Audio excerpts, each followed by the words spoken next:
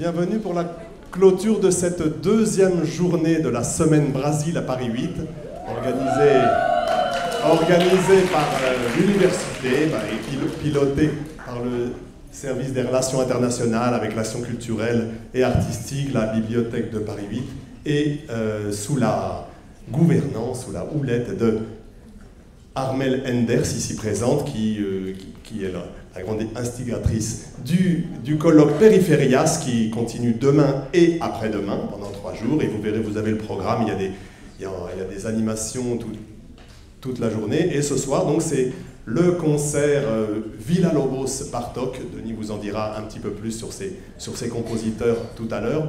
On va accueillir donc l'ensemble vocal Solituti, puis dans un second temps les cordes, l'ensemble à cordes de l'orchestre Divertimento dirigé par Zaya Ziwani. Juste un petit mot sur Solituti, qui est l'ensemble vocal en résidence à l'université Paris 8 depuis plus de 30 ans maintenant. J'étais encore étudiant quand je l'ai intégré à ses débuts. Ça remonte à quelques années, puisque les premiers comptes, et on a une grande histoire avec le Brésil. La première, ça remonte à 1993, vous étiez même pas né.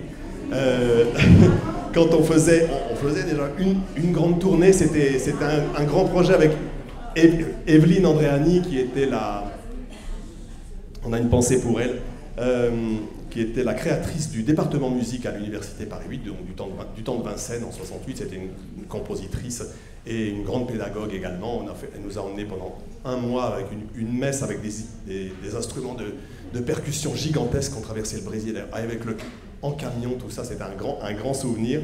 En 95, c'est ici même, on a accueilli le chœur de l'université de Brasilia pour chanter on a chanté ensemble une messe pour la paix. On en aurait bien besoin aujourd'hui, n'est-ce pas? En 2005, ensuite, on a accueilli ici même un quartet qui venait de Maceió. Vous connaissez Maceió, qui est une ville balnéaire? Ah oui, tu connais.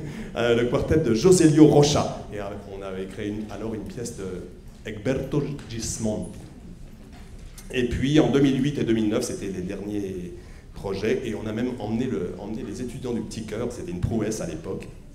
Et en 2009, je me rappelle qu'on avait fait une escale à Florianopolis. Vous connaissez Florianopolis? On me rappelle, c'est un hôtel magnifique dans une nature luxuriante. Ça serait le paradis sur Terre s'il n'y avait pas autant de moustiques. Mais, voilà, donc maintenant j'accueille l'ensemble, on accueille l'ensemble Solituti. Je vais donner la parole à son directeur artistique et créateur de l'ensemble, Denis Gotelli.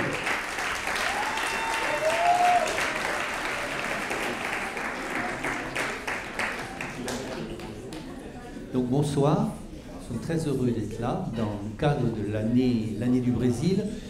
Jean-Philippe vous a expliqué pourquoi c'était très cher pour nous, pour tout le travail qu'on a fait depuis de nombreuses années ici à Paris 8 et au Brésil. Donc Bartók, Villa-Lobos, on va essayer de vous montrer pourquoi cette mise en miroir de ces deux compositeurs qui l'un et l'autre, Bartók est né en 1881, Villa-Lobos est né en 1887, à 10 000 km l'un de l'autre, voilà, l'un en Hongrie et l'autre au Brésil. À l'époque, la musique, la création en Hongrie avait déjà, évidemment, il y avait une école hongroise avec le prédécesseur Zoltán Kodály, mais le premier grand compositeur qui s'est fait connaître, d'ailleurs pas tout de suite, il a été reconnu un peu plus tard, c'est Béla Bartók, voilà. Et ils ont fait le même cheminement. Villa-Lobos de même, à l'époque, la musique brésilienne était très influencée en Amérique latine par l'Espagne, par le Portugal, par l'Europe, voilà. Et l'un et l'autre, ils ont dans leur formation, qui était un peu particulière, ils ont une formation académique, classique, voilà, mais ils ont parcouru chacun leur pays. Pour Bartók, dans les montagnes de Transylvanie, d'ailleurs où il est né, c'est maintenant la Roumanie. Et ils ont répertorié, ils ont noté de nombreuses chansons populaires de musique de leur tradition, voilà. Et ils se sont éloignés quand ils ont commencé à écrire. Pour Bartók, il a un peu pris du recul avec sa formation qui qui était germanique, puisque c'était l'Empire austro-hongrois à la fin du 19e. Et pour Villa-Lobos, pareil, il a beaucoup voyagé dans tout le Brésil. Quand il était jeune, il a parcouru et il a répertorié toutes sortes de chansons, dans le nord-est bien sûr, et puis même en Amazonie. Et évidemment, ça a coloré très fortement l'un et l'autre leur musique. Je ne sais même pas s'ils se sont rencontrés, ils ont l'un et l'autre après obtenu tardivement, mais ils n'ont pas vécu très très âgés. À peu près, ils sont de la même génération, de la même période, puisque, je vous dis, ils sont nés à 6 années de différence. Villa-Lobos a vécu un petit peu plus longtemps que Bartók, qui avait fui l'Allemagne nazie et qui s'est installé à New York, mais en fait, ils ont suivi un parcours. C'est très intéressant, nous pensons, pour nous, a cappella, de montrer ce travail. Et nous allons à chaque fois pour, d'abord avant les pièces de Bartók, qui s'appellent des chants populaires hongrois, mais c'est écrit par Bartók, il a pris ce matériau qu'il a répertorié. Mais nous allons d'abord chanter deux petites pièces de musique populaire, l'une, non pas encore un petit peu plus à l'est, de Géorgie, et l'autre de Roumanie, de Transylvanie. Alors, les deux premières petites pièces que nous allons enchaîner, qui sont très différentes. La première s'appelle Gazarhuli, le printemps, et l'autre Vinyulpe, c'est le renard qui descend de la montagne. Et puis ensuite, les deux pièces de Bartók. La première, c'est Azela Dorang, c'est la jeune fille à marier. Il a pris ce thème-là. Et la deuxième, un mot très simple, dol, qui veut dire une chanson. Et à chaque fois, c'est très inspiré de ces rythmes asymétriques. Dans la première, la jeune fille à marier, vous verrez, c'est un dialogue entre la maman et la fille, et la jeune fille. La jeune fille, elle veut quitter la maison, elle veut se marier, et elle demande à sa mère, avec qui vas-tu me présenter? Donc vous voyez tout un échange entre les deux dans cette première chanson, voilà, qui sera la troisième qu'on va chanter ce soir. Et puis la dernière, dans une chanson, c'est un fiancé qui va retrouver sa fiancée, il saute sur son cheval, voilà, et il court au galop. Malheureusement, il chute à un moment donné, son cheval perd un fer à cheval, et vous allez le voir, d'où le rythme asymétrique, il boite. Mais évidemment, il demande à son ami le forgeron, et c'est réparé, et il repart au galop retrouver sa fiancée. Voilà, et ensuite on vous dira quelques mots de Villa-Lobos après. Donc, les 4 premières chansons maintenant.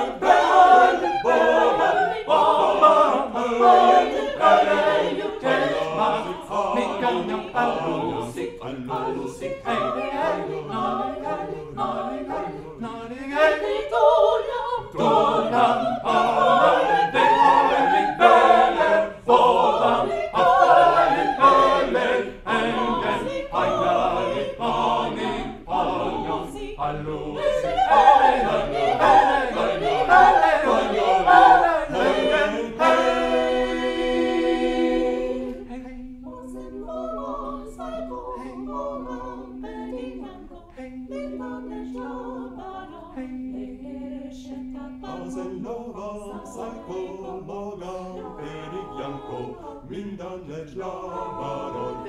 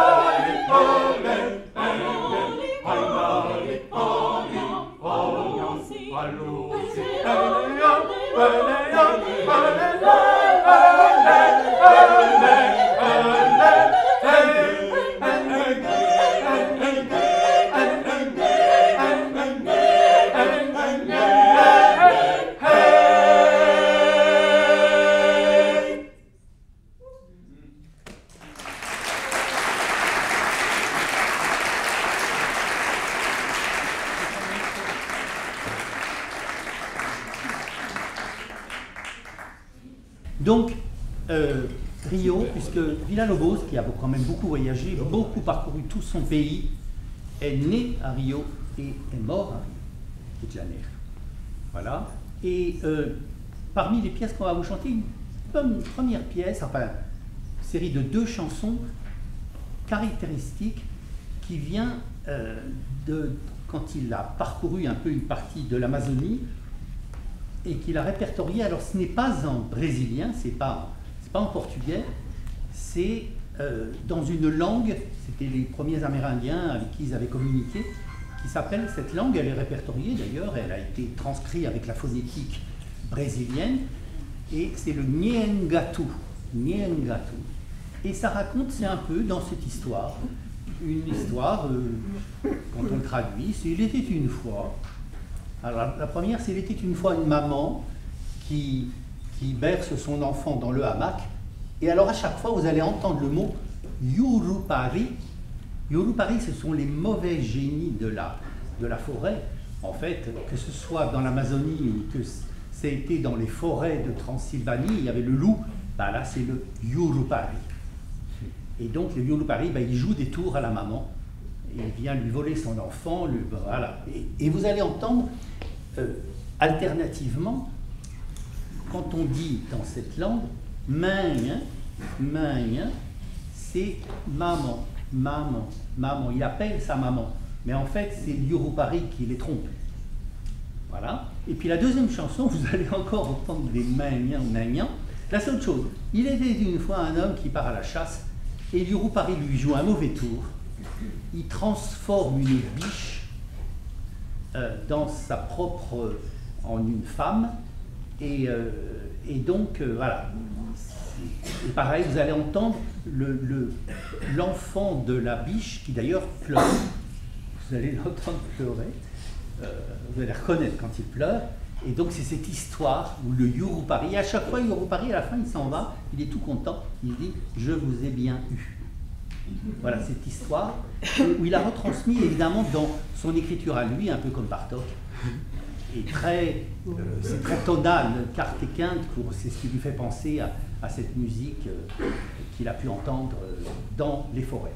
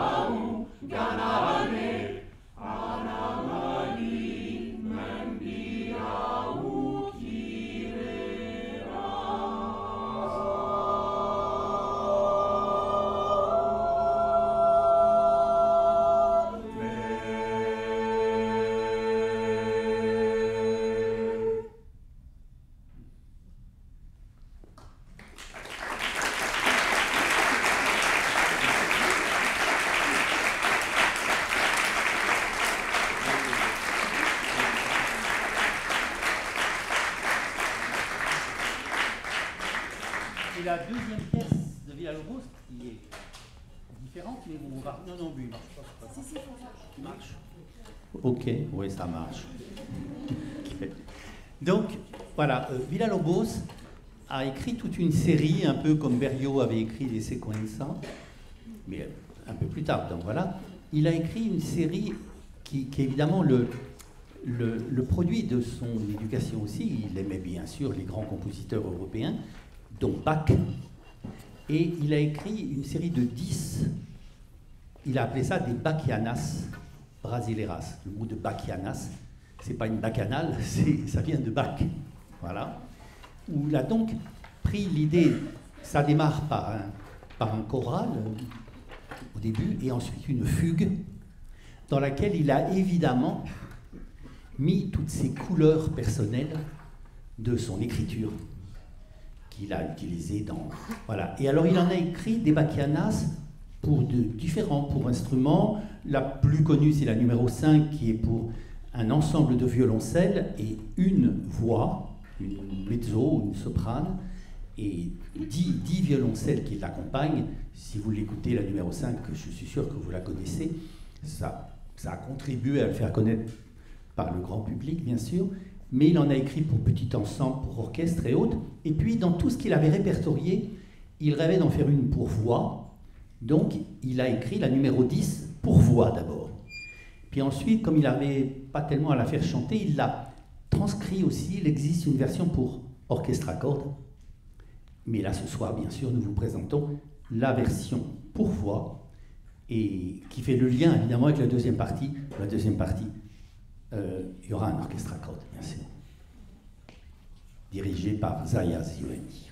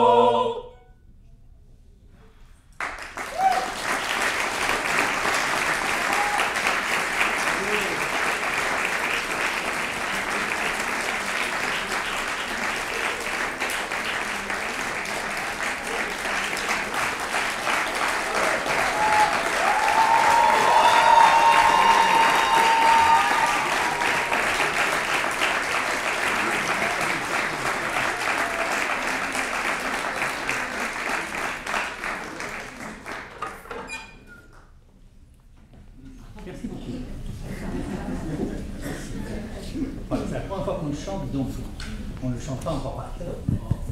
Pour terminer cette première partie, on va demander aux étudiants, on va vous chanter ensemble. C'est vraiment une première, hein, pour eux, pour certains qui se sont joints à l'atelier du département musique, mais pour certains c'est une EC libre ou une EC de découverte. Donc on a essayé de leur faire découvrir cette chanson. Jean-Philippe vous a parlé tout à l'heure des tournées que nous avons fait avec Solituti. Jean-Philippe était, lui, des 3 tournées. Tous les chanteurs n'y étaient pas.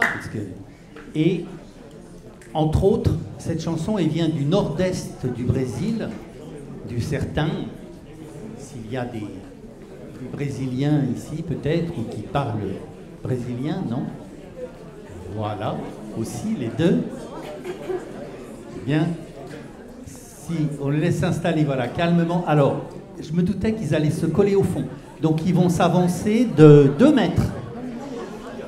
Voilà, et donc cette chanson, Pau de Arara, c'est une chanson qui est très connue. Et Pau de Arara, ça veut dire, théoriquement, c'est le perchoir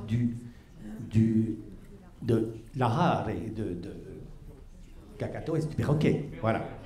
C'est le bâton sur lequel il se pose. Mais aussi, c'est un terme très populaire dans le nord-est, dans le Sertão, cette région pauvre et sèche, surtout à l'époque, voilà. Les gens partaient et rejoignaient les grandes villes, Salvador, Recife, etc. aussi. Et ils partaient, ils n'avaient pas de moyens de transport, dans ces camions, c'était des camions à claire-voie, et ils s'accrochaient, quand le camion était plein, ils s'accrochaient de chaque côté sur les barres, comme un perroquet s'accroche dans son perchoir. Pau de Arara. Voilà. Et c'est donc, là, c'est une chanson qui parle d'un groupe de musiciens. Un musicien qui dit « Quando eu vim do sertão », c'est au mosso, d'où meu bodocco, quand j'arrivais de mon petit village du certain, a maleta era un sacco, hein, o cadeado era un no. Ma valise, c'était un simple sac et le cadenas, c'était un nœud. Sotrazia coragem minha cara. Seulement je transportais mon courage et moi-même, hein, voilà. Hein. Só trazia coragem, mas eu cheguei. Eu penei, mas eu cheguei. J'ai eu beaucoup de mal, mais je suis arrivé. Cheguei. Aqui, chega. Et là, nous voilà.